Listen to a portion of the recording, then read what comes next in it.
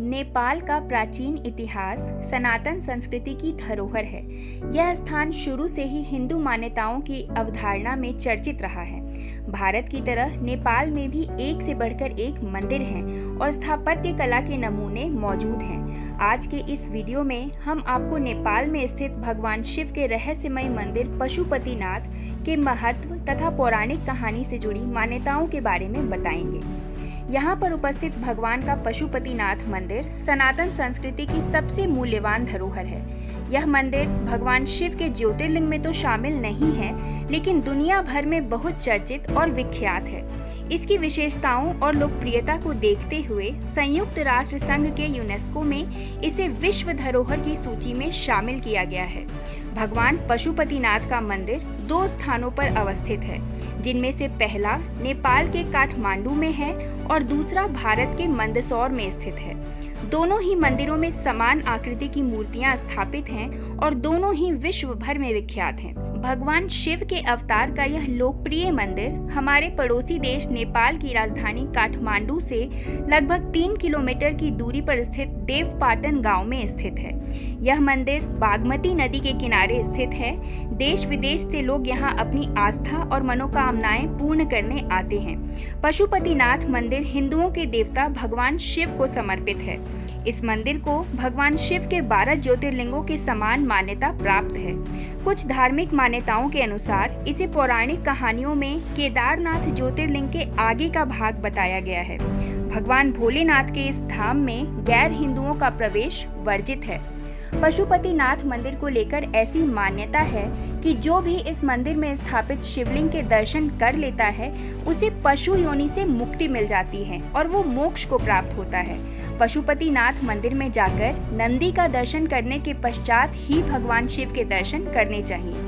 भगवान शिव के अनेकों नाम हैं, जैसे कि उन्हें शंकर, महाकाल, रुद्र, भोले इत्यादि नामों से जाना जाता है। ठीक उसी प्रकार भगवान शिव का एक नाम पशुपतिनाथ भी है। पशुपतिनाथ का शाब्दिक अर्थ जीव जंतु अथवा प्राणी होता है तथा पति का अर्थ स्वामी अर्थात मालिक होता है। भगवान शिव को ही सृजन का आधार माना जाता है और अंततः सब उन्हीं में विलीन हो जाते हैं, इसलिए उन्हें पशुपतिनाथ कहकर संबोधित किया जाता है। इस मंदिर में स्थापित पशुपतिनाथ भगवान की मूर्ति पंचमुखी है, अर्थात उसमें 5 मुख हैं और पांचों ही अपना विशेष महत्व रखते हैं। साथ ही साथ पांचों मुखों के साथ अलग अलग अवधारणाएं जुड़ी हुई हैं। पूर्व दिशा की ओर जो मुख है उसे तत्पुरुष कहकर संबोधित किया जाता है, जबकि पश्चिम दिशा की ओर वाले मुख को सदज्योत कहा जाता है। इस मंदिर में विशेषकर इसी मुख की पूजा होती है। इसके अलावा उत्तर दिशा की ओर वाले मुख को वामदेव या अर्धनारी ईश्वर कहा जाता है, जबकि दक्षिण दिशा की ओर के मुख को अघोरा कहकर संबोधित किया जाता है। इनका जो मुख ऊपर की ओर है उसे ईशान मुख कहते हैं। इस मुख को सबसे उत्तम मुख कहा गया है। कहा जाता है कि पशुपतिनाथ का लिंग पारस पत्थर से निर्मित है। पशुपतिनाथ के ये पंचमुख तंत्र विद्या के बुनियादी आधार हैं। साथ ही साथ वेदों का आधार भी इन्हीं पर है। कहा जाता है कि इस लिंग की स्थापना वेद पुराणों की रचना से पूर्व ही हो गई थी। वैसे तो इस मंदिर के साथ बहुत सारी अवधारणाएं जुड़ी हुई हैं, लेकिन उनमें से कुछ चर्चित लोक कथाएं ऐसी हैं जिन्हें सबसे अधिक मान्यता प्राप्त है। कहा जाता है कि भगवान शिव ने इसी स्थान पर चिंकारे का रूप धारण किया था और नेपाल के इसी स्थान पर छिप गए थे। कुछ लोग यह मानते हैं कि उन्होंने अपनी निद्रा पूरी करने के लिए यह रूप धारण किया था। जब भगवान विष्णु और ब्रह्मा को यह पता चला कि भगवान शिव उस स्थान पर चले गए हैं, तो वह उन्हें खोजते हुए उनके पास पहुंचे और उन्हें पुनः वहां से वापस ले जाने का प्रयास करने लगे, जिस दौरान भगवान शिव ने उनसे भागने के लिए नदी के उस छोर पर छलांग लगा दिया।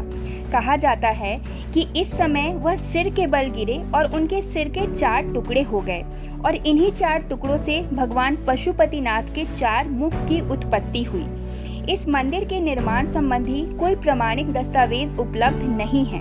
कहा जाता है कि इस मंदिर का निर्माण सोमदेव राजवंश के पशुप्रेक्ष नाम के राजा ने करवाया था।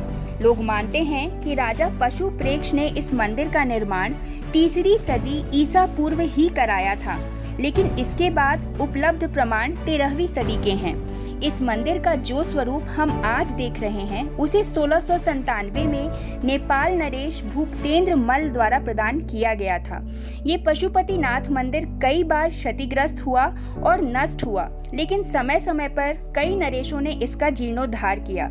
वर्ष 2015 अप्रैल में एक भीषण भूकंप से यहाँ की मुख्य इमारत को क्षति पहुंची थी, लेकिन मुख्य मंदिर को कोई नुकसान नहीं हुआ, जो कि एक चमत्कार से कम नहीं है। विभिन्न प्रकार के विशेष अवसरों पर यहाँ पशुओं की बलि दी जाती है। कहा जाता है कि ऐसा करने से व्यक्ति पशु योनि से मुक्त हो जाता है। कहा जाता है कि 4 वेदों की रचना का आधार यही पशुपतिनाथ मंदिर है। इस मंदिर से जुड़ी यह मान्यता भी है कि जो व्यक्ति अपने जीवन में इस मंदिर का तीर्थ कर लेता है वह पशु योनि से मुक्त हो जाता है, अर्थात कभी भी पशु योनि में जन्म नहीं लेता और मोक्ष को प्राप्त हो जाता है। पशुपतिनाथ मंदिर की शिव भगवान की मूर्ति धरती में आधी समाई हुई है और यह निरंतर प्रत्येक वर्ष कुछ इंच ऊपर आ जाती है। माना जाता है कि जिस दिन यह प्रतिमा धरती पर पूरी तरह ऊपर आ जाएगी तब इस धरती पर प्रलय आ जाएगा।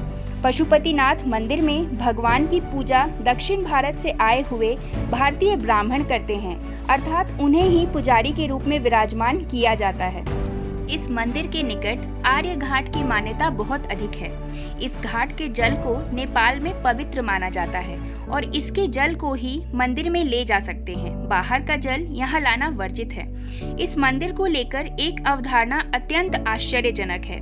आप अक्सर जहाँ भी भगवान शिव के दर्शन करने जाते होंगे वहाँ कहा जाता है कि बिना नंदी के दर्शन किए भगवान शिव का दर्शन पूरा नहीं होता, लेकिन इस स्थान की अवधारणा बिल्कुल अलग है।